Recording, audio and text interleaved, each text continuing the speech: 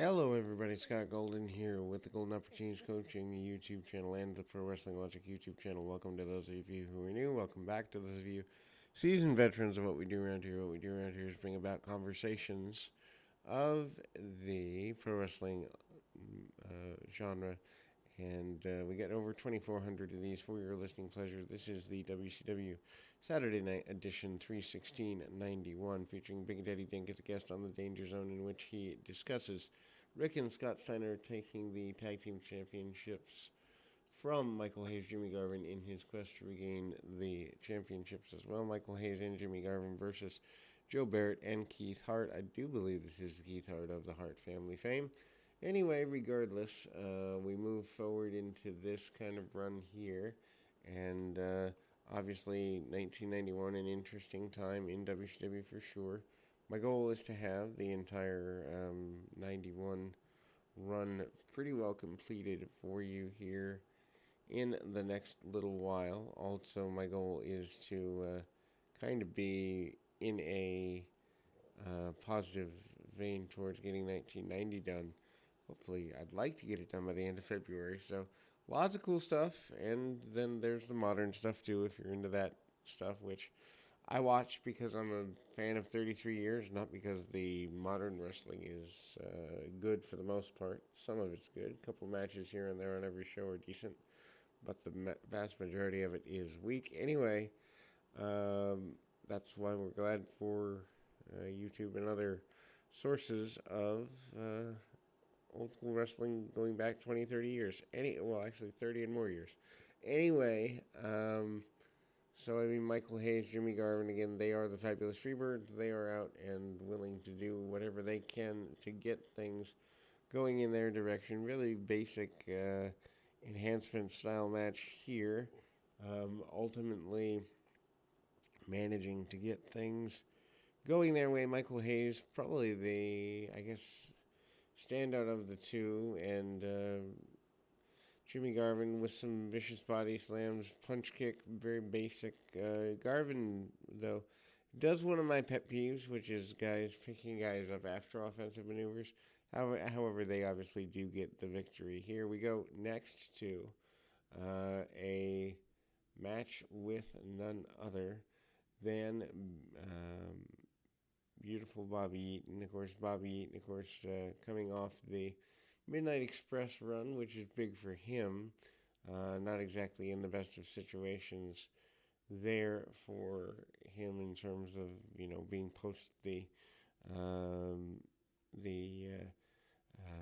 Midnight Express. But anyway, Terence Tailor is out next. Tailor in a, I guess you'd say, a punch kick situation with Alexander York, Mr. Hughes, his bodyguard, on the way out there, and they continue kind of going around in a run there. Eaton kind of bails to the outside. They continue to fight back and forth. Decent match, worth going out of your way to see. If you've never seen the match before, worth checking out. They get a lot out of something as simple as a top wrist lock. They get a lot out of just about any offensive maneuver, really, and it's pretty clear that Bobby Eaton, who blasts Terry Tailor in the face with a hard shot, is there.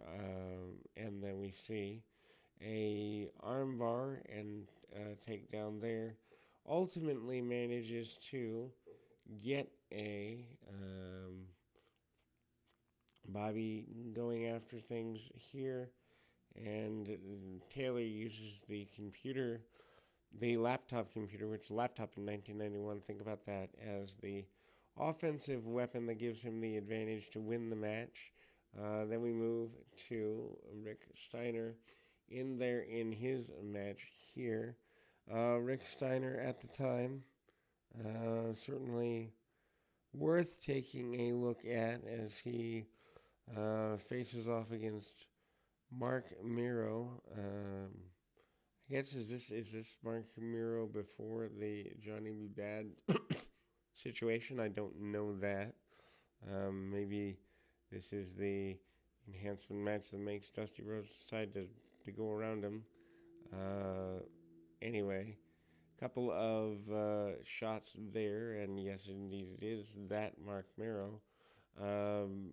Rick Steiner firing back. He's pretty aggressive. He's pretty assertive. He doesn't really care much one way or the other who's doing what. But again, Scott is out with injury here. And again, Scott Steiner, I believe this is the first or second bicep tear for him. Belly-to-belly suplex that first Steiner line. Belly-to-belly from the second rope on the inside. Rick Steiner is in control here. Dustin Rhodes up next with an enhancement match of his own. Rhodes continues to be a guy that they are continuing to push. He comes off with a crossbody, also comes off with a drop kick and a lariat, followed by a bulldog. Dustin Rhodes obviously is in, I wouldn't say complete command, but almost complete command of the enhancement talent that's in front of him here. Then we go to the nature of things, as it were. Dustin Rhodes defeating Pat Rose in this particular match. Then we go to another in the enhancement matches here. Tracy Smothers and Steve Armstrong, the Wide-Eyed Southern Boys, Rip Rogers and Steve Sachs. Their enhancement talent individuals that they are dealing with here. Obviously, Wild-Eyed Southern Boys, I believe, still baby faces, not quite yet the Young Pistols. And again, they are trying to get as much as they can out of things there. There is, as mentioned before, the Danger Zone Big Daddy Dink taking advantage of that opportunity. Rip Rogers is a pretty, maybe pretty big is a little too far, but he is a guy who is a pretty consistent enhancement talent at the time. Lots of punch kick, lots of basic stuff. Steve Armstrong off the top rope with a flying shoulder tackle after several arm bars and the like, and they are, the Young Pistols that is, are in a position of authority here. Then we go to Ron Simmons as a singles guy against a rather large opponent. Ron Simmons, of course, kind of breaking away from Doom at this point, which many people would think is not a great idea. Hacksaw Higgins, the opponent for Simmons here. And then we kind of go into a couple of really basic things as far as the one major match of the day comes up next, but we'll get through this first. We'll get through the wonder that is Ron Simmons and Hacksaw Higgins. Hacksaw Higgins, of course, a reasonably often used enhancement talent at the time. Higgins kind of sends Simmons back into the nature of things. Lex Luger, U.S. champion, still talking about wanting to get his hands on Nikita Koloff, still talking about wanting to be the world champion. The idea that he was going to move on with Flair at a later point is there. We see El Gigante, Lex Luger, and Sting facing off against the heel team of Barry Windham and others at the time. Of course, those others happen to be Sting and Gigante facing off against none other than the tandem here of Barry Windham, Larry Zbyszko, Dan Spivey, 12:43. Sting pins Zbyszko with a sunset flip into the ring. World champion Ric Flair joins Jim Ross on commentary. During the match, it's announced that Tatsumi Fujinami would face Flair Thursday in Tokyo, Japan. After the bout, Flair jumps Sting on the floor, which he and Zbyszko stomping him until Gigante gets in the ring moments later. Flair slides out to the back, and away we go. This is the one, I guess you'd say, marquee main match here at the time in this particular broadcast. Sting and Zbyszko going around a bit. Sting still reeling from his loss of the World Championship in January. Gigante basically going after Barry Windham, among others, and Dan Spivey as well, kind of making him look like he is not in a fit position. Hard clothesline, of course, Gigante they wanted to do a lot with, but he was no Andre the Giant in terms of his level of influence. Then we see Dan Spivey facing off with Lex Luger, which I believe is a Clash of the Champions match at some point not too far in the future. Luger managing a suplex, getting his man over. Again, Wyndham comes back in. Wyndham still a member of the Horsemen at the time, teeing off on Sting.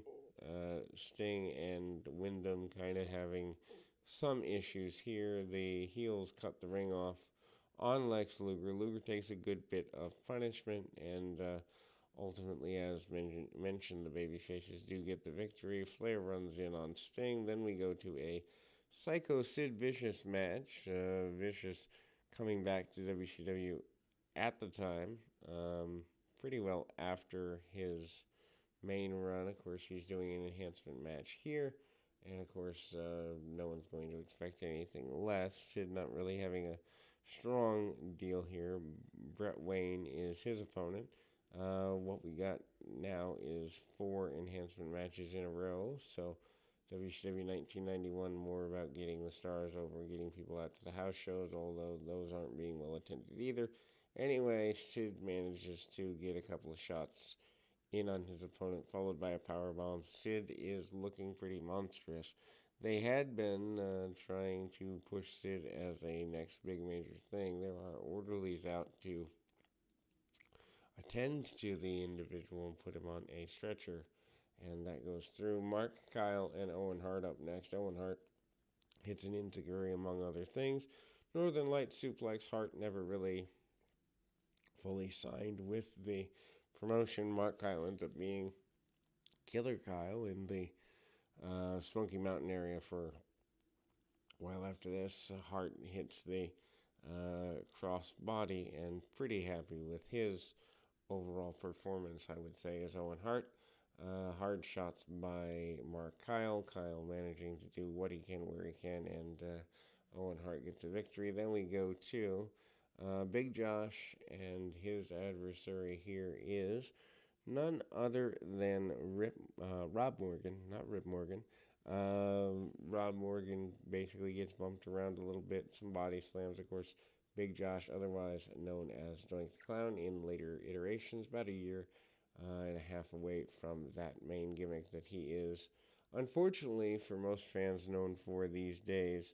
I only say unfortunately because at the end of the day, he is certainly not a guy that you need to saddle with that gimmick completely as, his only main contribution. He hits the sit-down splash, gets a victory. Big Josh at the time could be considered a guy that you are looking at kind of playing up a little bit. And then One Man Gang and Tommy Angel's going to close out the show. One Man Gang with Kevin Sullivan. One Man Gang getting ready for his run with El Gigante in the coming months. But a very basic match here. Gang kind of doing some eye makeup, looking a little extra scary, getting a victory with the 747 splash multiple times. And that will close us right there. We'll be back with more right after this.